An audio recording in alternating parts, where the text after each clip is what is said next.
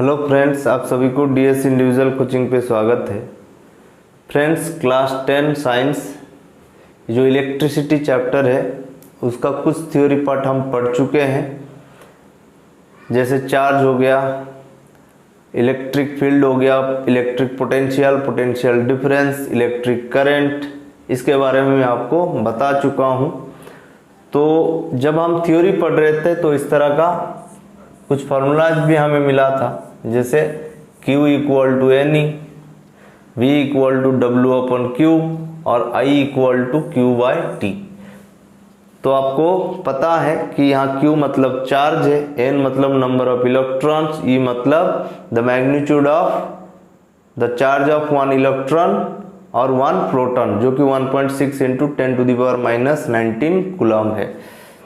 और ये जो V है पोटेंशियल डिफरेंस, W यहाँ पे work done, Q amount of charge, I हो गया electric current, Q amount of charge, T हो गया टाइम फॉर फ्लोइंग।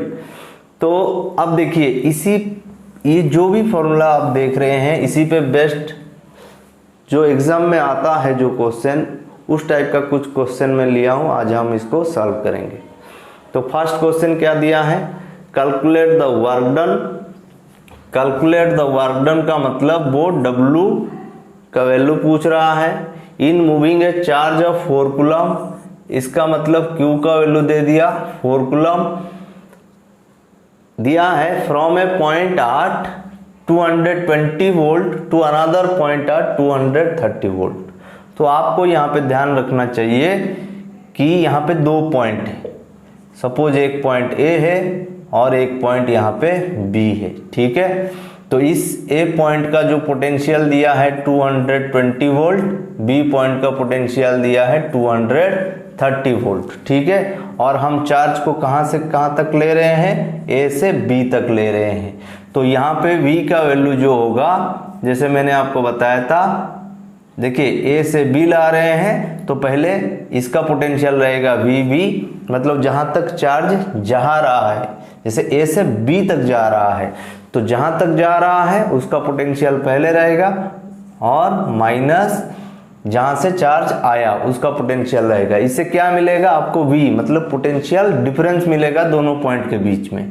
तो चलिए यहाँ पे 230 वोल्ट माइनस 220 वोल्ट करूंगा तो V इक्वल टू कितना आएगा, 10 वोल्ट, ठीक है। तो A B के बीच में मुझे पोटेंशियल डिफरेंस मिल गया 10 वोल्ट। देखिए आपको Q मिला है, V मिला है, W पूछ रहा है, तो आपको पता है formula V equal to W upon Q, तो इम्प्लाइज W कितना हो जाएगा, VQ, ठीक है। इक्वेशन सॉल्व करना आता है तो W हो जाएगा Q डिवाइड आके V के साथ मल्टीप्लाई होगा, तो इससे क्या हो जाएगा, आपको W मिलेगा।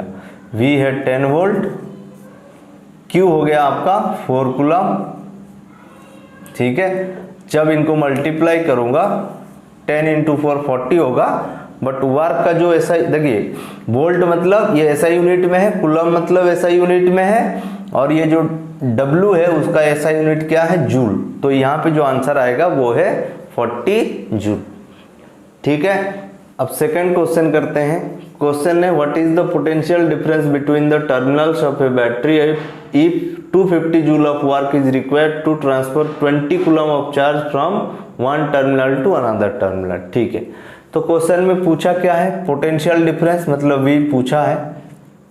अब दिया क्या है, देखिए वर्क, एनर्जी या वर्क दोनों सेम चीज है, तो यहाँ वर्क दे दिया है 250 जूल। अब हमें कितना अमाउंट चार्ज को ट्रांसफर करना है, तो Q दे दिया 20 कूलम, ठीक है। एक बैटरी है,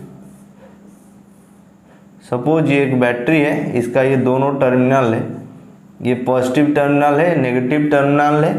अब ये चार्ज जो है यहाँ से यहाँ तक जाएगा, ठीक है।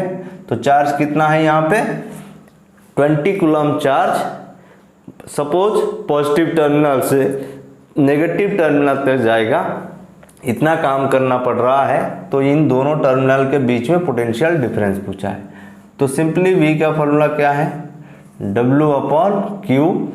तो W के प्लेस में मैं क्या करूंगा, 250 जूल लिखूंगा, क्यू के प्लेस में 20 कूलम लिखूंगा, दोनों एसआई यूनिट में है।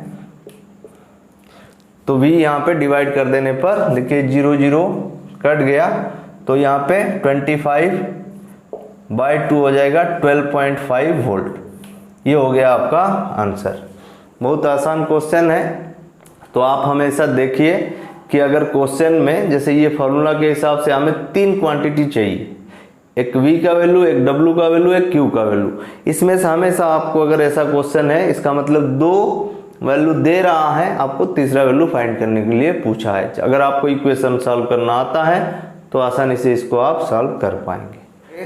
थर्ड क्वेश्चन दिया है, on electric bulb draws a current of 0.25 ampere for 20 minutes, calculate the amount of electric charge that flows through the circuit. ठीक है, तो यहाँ पे गिवन क्या है, देखिए इलेक्ट्रिक करंट गिवन है यहाँ पे, तो I का वैल्यू दिया है 0.25 एम्पियर, और क्या दिया है यहाँ पे अगर हम देखेंगे टाइम दे दिया है t, जो कि दिया है 20 मिनट्स। तो देखिए यहाँ पे एम्पियर जो है ऐसा यूनिट में है, बट ये मिनट टाइम का ऐसा यूनिट नहीं है, टाइम का ऐसा यूनिट सेकंड है। तो आपको क्या करना होगा, 20 में 60 मल्टीप्लाई कर दीजिएगा तो ये सेकंड हो जाएगा। ठीक है, और इसके बाद आपको पूछा क्या है कि आपको अमाउंट ऑफ इलेक्ट्रिक चार्ज ये पूछा है, तो इसका मतलब Q का वैल्यू यहाँ पे पूछा है। देखिए I का फॉर्मूला क्या होता है, Q/T। मैंने बोला कि यही 2 फॉर्मूला पे बेस्ट हम क्वेश्चन कर रहे हैं। तो देख लीजिए यहाँ पे हमें Q पूछा है, तो इक्वेशन को थोड़ा सा अरेंज करेंगे तो Q का वैल्यू आ जाएगा, जैसे T राइट साइड में डिवाइड है तो लेफ्ट साइड ले आए तो I के साथ क्या हो जाएगा, मल्टीप्लाई।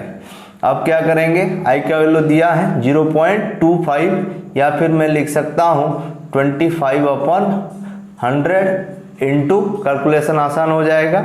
देखिए यहाँ पे ये I का वैल्यू हो गया, T कितना है 20 इंटू 60, तो इम्प्लाइज Q इक्वल टू, देखिए यहाँ पे 2 0 है तो ये 2 0 कट जा रहा है यहाँ पे, तो यहाँ पे बचा 25, ये 2 हो गया कितना 50 हो गया, 50 इंटू 6 कितना हो जाएगा 300, और Q का जो ऐसा यूनिट होगा वो होगा कूलम। तो ये है इस क्वेश्चन का आंसर। नंबर 4 सॉल्व करेंगे। देखिए ये क्वेश्चन दिया है, if the charge of an electron is 1.6 इंटू 10⁻⁻19 कूलम, एक इलेक्ट्रॉन का चार्ज दे दिया जो कि आपको पहले से भी पता है।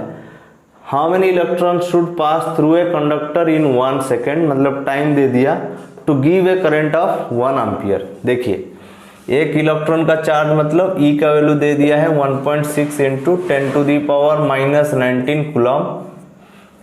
अब इसके बाद टाइम दे दिया है 1 सेकेंड। देख लीजिए ये भी ऐसा यूनिट में है, ये भी ऐसा यूनिट में है, क्योंकि न्यूमेरिकल करने के टाइम में आपको जो मोस्ट इंपॉर्टेंट चीज़ ध्यान देना है कि जो भी क्वांटिटी है सब एक सिस्टम के यूनिट में है कि नहीं। जैसे नॉर्मली हम क्लास 10 में ऐसा यूनिट में ही हम लोग डील करेंगे।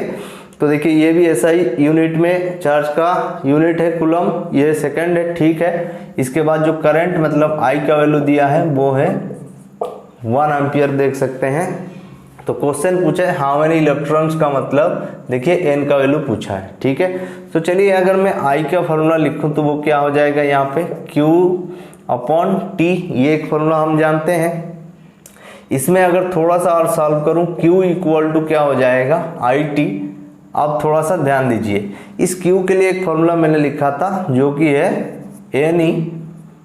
देखिए सब फॉर्मूला यहाँ पे मतलब करंट और I और Q का दोनों का फॉर्मूला यूज हो गया। मैं Q को NE में कन्वर्ट कर दिया, क्यों कर दिया, क्योंकि मुझे N चाहिए। तो N इक्वल टू क्या हो जाएगा IT/E। अब हो गया आपके लिए आसान, ठीक है। मुझे N चाहिए था और मैंने यहाँ पे N के लिए एक फॉर्मूला सेटअप कर लिया। तो यहाँ पे N इक्वल I का वैल्यू लिखूंगा 1, T भी 1 है और E का वैल्यू 1.6 इंटू 10⁻⁻19।